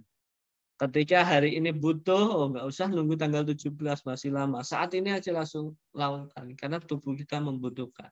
Itu alarm tubuh kita yang sudah kita bentuk. Ketika sakit sedikit, nggak nyaman dikit, langsung minta bekam. Itu alarm ya. Jadi saat tubuh membutuhkan. Nah, ini harus memiliki ilmu, maka kita harus belajar tentang bekam. Saya yakin di sini sudah banyak yang menguasai bekam, tapi bagi yang belum pernah ikut pelatihan bekam secara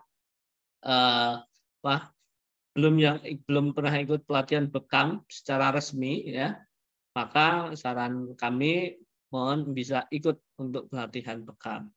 Karena ini sangat penting. Bekam ini tidak bisa dipelajari hanya online gini, nggak bisa Bapak Ibu. Nggak bisa dipelajari hanya dari buku saja.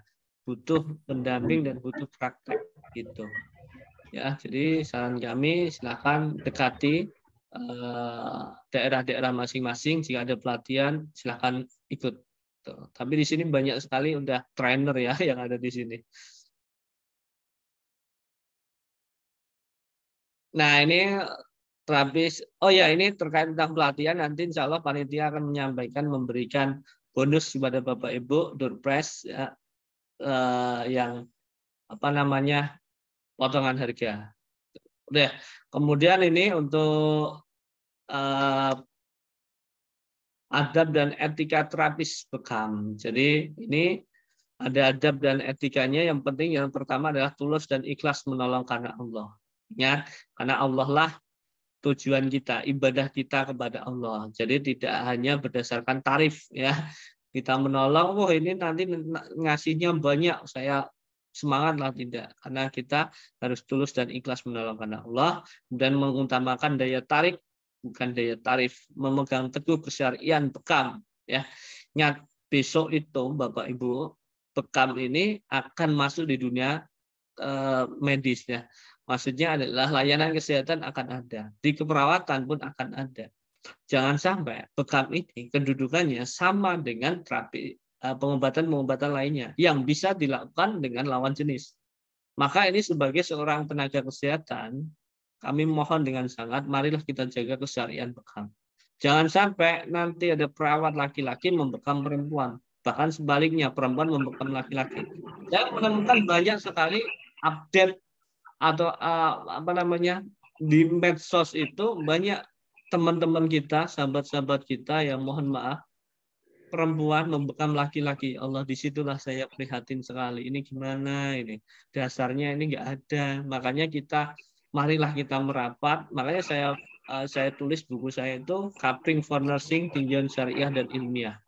Jadi tidak hanya ilmiah pedoman kita, tapi juga syar'i. Kita tetap harus menjaga tuh kesyarian bekam. Jangan sampai bekam nanti sama dengan terapi lainnya. Misal contoh pasang infus bisa dilakukan oleh laki-laki ke perempuan, perempuan ke laki-laki. Bekam ini aurat yang dibuka nanti, gitu. Jangan sampai ada laki-laki perempuan yang banyak itu adalah perempuan membekam laki-laki, ya, yang bukan mahramnya, ya Allah. Inilah yang perlu kita jaga Bapak Ibu semua. Ya, kemudian menjaga prinsip etik dengan klien. Ini penting juga. Jangan sampai kita sering mengupload tindakan kita kepada pasien tanpa persetujuan. Gitu. Ini udah jam 9. Oh ya, baik. Oke. Ya, ini kemudian pembekam adalah orang yang sehat dan berilmu ya. Ruhiyah adalah imunitas, tapi bekam hanya satu ikhtiar, bukanlah kesembuhan ya. Bekam tidak menyembuhkan, yang menyembuhkan adalah Allah. Wa idza maritu fa huwa yashfin. Kemudian bekam adalah salah satu media dakwah kita.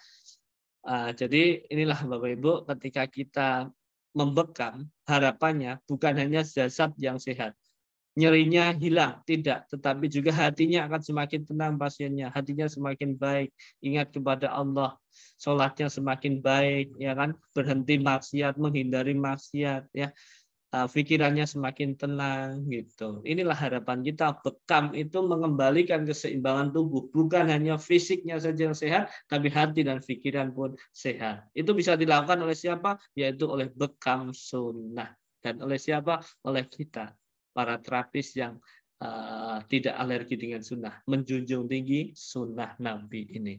Baik, demikian Bapak Ibu yang bisa saya sampaikan untuk sharing hari ini. Nanti mohon jika ada masukan, sangat-sangat membuka lebar diri saya untuk diberikan masukan, terutama oleh guru-guru saya ini.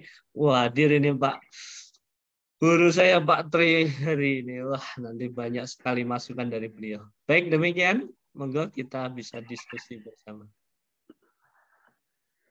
Ya, baiklah Bapak Ibu sekalian, itulah hasil bedah buku Kap Informasi yang disampaikan langsung oleh Bapak Ari Setiawan. Ini gimana pertanyaannya Pak? Udah mulai banyak ini, langsung dijawab atau gimana? Ya, dibahas, kita coba bahas. Atau saya sampaikan pengumuman dulu Pak? Ya, boleh, silakan. Oke, sebelum masuk ke sesi tanya jawab, di sini saya akan memberikan pengumuman.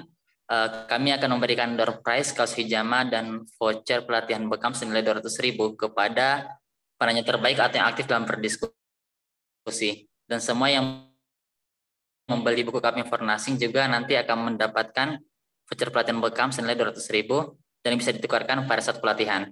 Lalu bagi Bapak Ibu yang ingin memiliki baju hijama, kami menjualnya dengan harga 85.000, itu harga normalnya, tapi bagi yang sudah membeli buku kami Fornasing, cukup membayar senilai 70.000 untuk yang lengan pendek, dan yang lengan panjang itu senilai 80.000. Dan juga nanti bisa request bagian belakangnya itu tanpa logo. Lalu kami dari tim High End Care juga mengadakan pelatihan bekam di tanggal 28 sampai 29 Mei nanti. Biaya pelatihan untuk reguler itu sekitar 900.000 dan VIP dengan harga 1,4 juta. Bagi yang memiliki voucher pelatihan cukup membayar 700.000 untuk reguler dan 1,2 juta untuk VIP. Tapi Bapak Ibu yang ingin mengikuti pelatihan bekam dan ingin melunasi dalam 1 kali 24 jam cukup membayar 500.000 untuk reguler dan 1 juta untuk VIP. Jadi mendapatkan potongan senilai 400.000 rupiah. Untuk flyer-nya nanti akan kami kirim dalam grup. Jadi Bapak Ibu yang ingin mendaftar bisa langsung menghubungi nomor admin yang tertera dalam flyer. Dan nanti Bapak Ibu yang pertanyaan belum terjawab, nanti akan kita bahas di dalam grup. Oke. Langsung aja kita ke pertanyaan pertama. Di sini ada pertanyaan, apakah bisa dibekam klien gagal ginjal kronik yang sudah cuci darah dan tidak buang air kecil selama 5 tahun? Dan apakah klien cuci darah bisa sembuh atau bisa buang air kecil lagi lepas dari cuci darah? Monggo Pak Arif. Ya, baik. Ini mana pertanyaannya? Tadi? Yang dari Bapak Erlin. Oke. Untuk pasien gagal ginjal ya, cuci darah. Ya, jadi gini. Mohon izin saya menjawab berdasarkan evidence ya yang saya baca dari beberapa riset. Ya. Jadi kalau boleh saya katakan gagal ginjal ini atau pasien apalagi yang sudah menjalani HD ini menjadi kontraindikasi relatif. Artinya bisa jadi dibekam, bisa jadi tidak dibekam, tidak boleh dibekam. Tergantung apa? Tergantung kondisi dari pasien tersebut. Ketika kondisinya baik, ya pasien udah gagal ginjal, udah cuci darah seminggu 2 kali misal, ya. Tetapi KU-nya baik, nah insya Allah masih bisa untuk dibekam. Tetapi ketika dia KU-nya sudah buruk, ya, udah lemes, pucat, itu harapannya jangan dibekam. Itu kontraindikasi relatif. Nah, apakah pasien gagal ginjal ini bisa sembuh atau tidak? Jadi tujuan bekam sebenarnya Bapak Ibu, kalau untuk pasien gagal ginjal, ya ini terlepas dari kuasa Allah ya. Karena gagal ginjal itu merupakan salah satu organ yang sel-selnya itu sulit untuk meregenerasi dirinya. Itu. Jadi sulit untuk memberikan pemulihan dirinya. Butuh berpuluh-puluh tahun. Jadi kalau bekam untuk mengobati gagal ginjal itu rasanya kalau secara ilmiah itu sulit. Tapi atas kuasa Allah tidak ada yang tidak mungkin gitu. Saya pernah menangani pasien dengan gagal ginjal pada saat itu kreatininnya.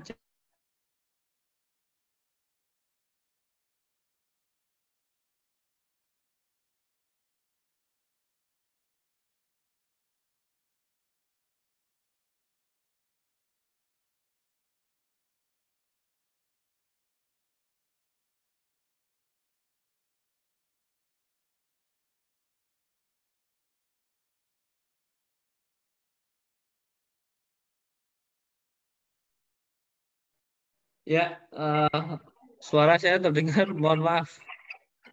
Ya sudah Pak, terdengar. Ya, tiba-tiba hilang ya, sinyalnya udah habis. Ya, jadi untuk tujuan untuk saya punya pengalaman menangani pasien gagal ginjal. Waktu itu sebenarnya biasanya gagal ginjal itu diukur dari kreatinin dan ureum. Kreatinin itu normalnya tidak boleh lebih dari 1, sedangkan ureum tidak boleh lebih dari 20. Nah, saat itu kreatininnya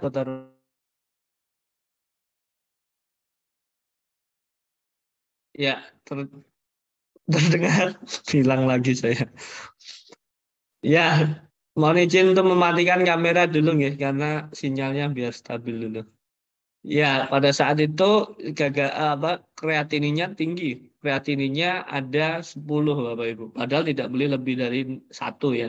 Kemudian ureumnya tinggi juga, tidak boleh lebih dari 20, tapi itu sekitar 180-an.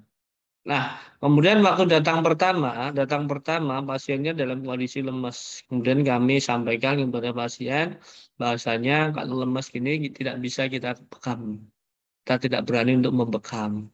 Kita motivasi pasien tersebut untuk mengikuti dietnya, yaitu makan nutrisi dan lain sebagainya, punya semangat yang tinggi sehingga dia akan semangat lagi. Dan 1 pekan berikutnya dia datang lagi dengan kondisi yang jauh lebih baik dari hari sebelumnya. Nah, selanjutnya kami bekam. Bekam kita jadwalkan 1 pekan sekali di beda titik. Sinyal hilang. Beda titik. Nah, akhirnya pasien biiznillah setelah kita cek, kami cek untuk kreatinin 1,2, kemudian kurang lebih 1, sekian gitu. Kemudian ureumnya sekitar 20 sekian. Jadi Masya Allah. Bekam memang efektif untuk menurunkan kreatinin dan ureum. Ya, jadi ini bisa kita jadikan motivasi bagi kita dan untuk pasien-pasien kita nantinya ketika mau bekam bisa. Insya Allah gagal ginjal bisa dibekam. Dan di penelitian-penelitian yang saya baca, pasien dengan gagal ginjal bisa dibekam. Bahkan kemarin kami melakukan penelitian juga untuk pasien gagal ginjal yang sedang HD kita bekam. Ya. Dan di artikel yang banyak saya temukan itu bekam untuk pasien gagal ginjal bukan untuk mengobati gagal ginjalnya, tetapi untuk meningkatkan kualitas hidupnya.